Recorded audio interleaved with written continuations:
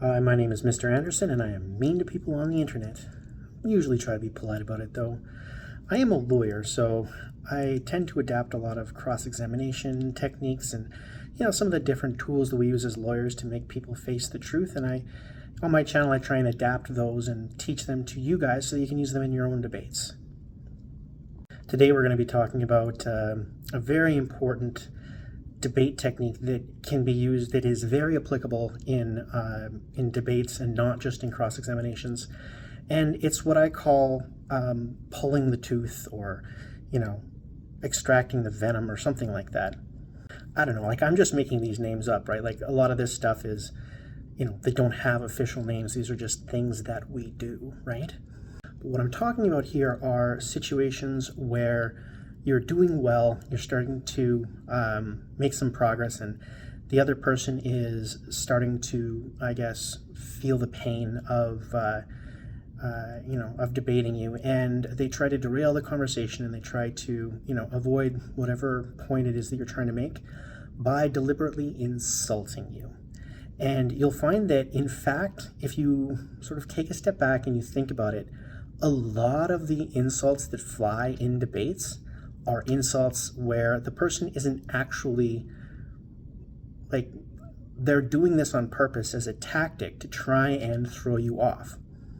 And so this is not easy to do, but powerful, in that all that it takes is a shift in your mindset. And as soon as you realize that that's what that person is doing, the strike loses all of its sting, and it becomes something of a badge of honor that you can wear proudly, to show that, look, this person is trying to attack me and trying to insult me because they can't deal with the arguments that I'm making. And so it becomes an issue of, I don't need to try and react to whatever it is you're saying. I can just, almost, like, I get a point every time you try and insult me. I can just mark that up as another instance where we know I've gotten under your skin, and now you're deliberately trying to get under mine. So the first and most recent example of this that I'm going to show you is the pig snake example from my recent interactions with Jim Bob. Now, I think my conversation with Jim Bob went fairly well for me, and I think it's safe to say that Jim Bob thinks the same, but he is not as happy about it, because when the stream was over, he made a video about it, and he said this. Harsh. No, you were sneaky. You're a sneaky, slithering pig snake in the grass. You filthy pig snake. You pig snake. You filthy pig snake. Now, I'm pretty sure that that's supposed to hurt my feelings, but it doesn't, because I know that the reason that he's doing that, the reason he's saying I'm dishonest, and the reason he's calling me a pig snake, is because he's not happy with the way that our interaction went. And so every time he calls me a pig snake, that's basically a compliment. So I mean, what that means for me is that I love the pig snake. I want as many pig snakes around as possible. And his insult now is just not landing, because I get to choose the way in which I take it, and I can glean from the context of our interaction the true nature of his utterance, if you will. Now, that was just a sampling of the rant that was Jim Bob's response. There's a longer cut of all of the different, invectives that he throws against me, and it's called Pig Snake, and I suggest you go watch it. One, because it hasn't gotten enough views, and I think it's funny, so I think you should go view it, and also that you should subscribe to my channel if you haven't done it already, and like the video, and that video too. But anyways, so if you want to see more of a man screaming, at the sky about how he lost a debate to a lawyer, and how that lawyer's a pig snake, then go watch that video. The second example I'm not actually going to show you, because it is from a video that I haven't released yet, and it is going to require some editing. But it is from a an interaction that I had with a guy named Sam Redefined Living, who is the resident presuppositionalist over at the Standing for Truth channel. And if you guys don't know anything about that person, allow me to, this gives me an excuse to play some nice things that two major content creators in the space have said about me and about my interactions with Sam. So here. That is the plan. Wait, let us all express. Dan and I have previously expressed our love for Mr. Anderson, but I want to express it again. Love you, Mr. Anderson. I love it, especially every time you go on Standing for Truth. It's worth it for me to pop in. I love seeing how you interact with them. It makes me laugh every time.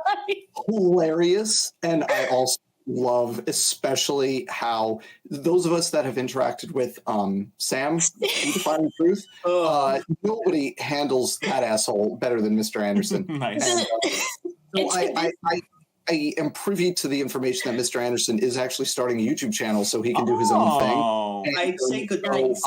Mr. Anderson, in the chat on here, just put in, when you're doing your stuff, because I know you have a thing coming up, so people should check that out. Nice. Mr. Anderson's appearances on SFT have been worth watching. Mr. Anderson, you should rip all of those and re-upload them to your channel. You should 100% do that.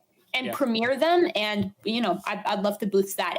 Anytime I get to see Sam interrupt and Mr. Anderson go, yeah, thanks, Sam. Anyways, we'll let you know if we need you. It's great. It's perfect. One more super chat. DM Friday. Now, I've reached out to those two content creators to see whether or not they are interested in helping me with that video. I'm hoping that I'll have the opportunity to collaborate with one or both of them, but you'll understand that they're both much bigger fish than I am, and so we do need to be patient on that front.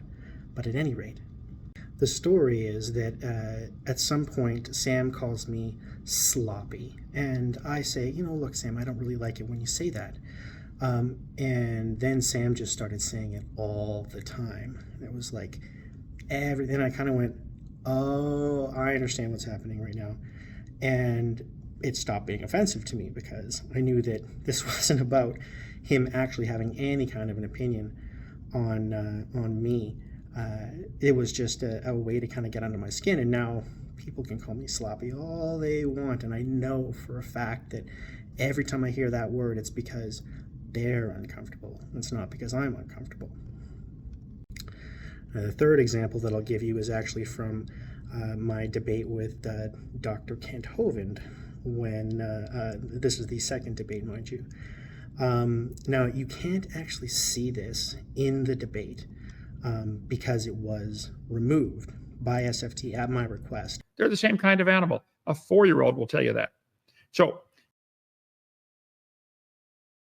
the Bible says they bring forth after their kind. But in the original version, Hovind doxes me on purpose right out of the gate in his presentation. And just as a little backstory, he also had my real name like right on the cover page that he was showing like when he got on the channel. And I said to him, hey, I don't really want my real name on that page.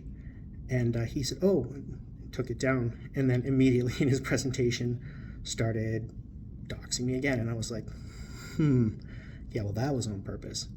And then we go along and we get to this point in the conversation. I'm asking you to acknowledge, sir. I'm asking you to acknowledge your previous statement.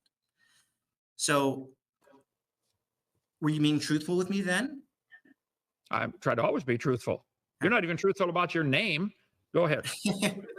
Well, sir, I understand that you're very angry about being put in this uncomfortable position. I understand that it's uncomfortable for you, No, but there's I'm no fine. reason to lash out at me. I don't think it's a really big deal. I was trying to, Okay. I wanted a pseudonym, but it's not really a big deal. So, look, I think you're a lot more uncomfortable right now than I am. But No, I'm fine. oh, you're fine. Good, perfect. And you can see basically what happened is that, she's trying to bring that up again and trying to throw me off balance and saying like, ha, ha, ha, look what I did. I did this thing that you don't like. I just called him out on it and I said, yeah, no, you did. But it's not going to throw me off because I know that you're doing that and you're bringing it up right now because you're hurting and you're lashing out. And as I said to him, I think you're probably quite a bit more uncomfortable now than I am. And so we just continue to turn the screws.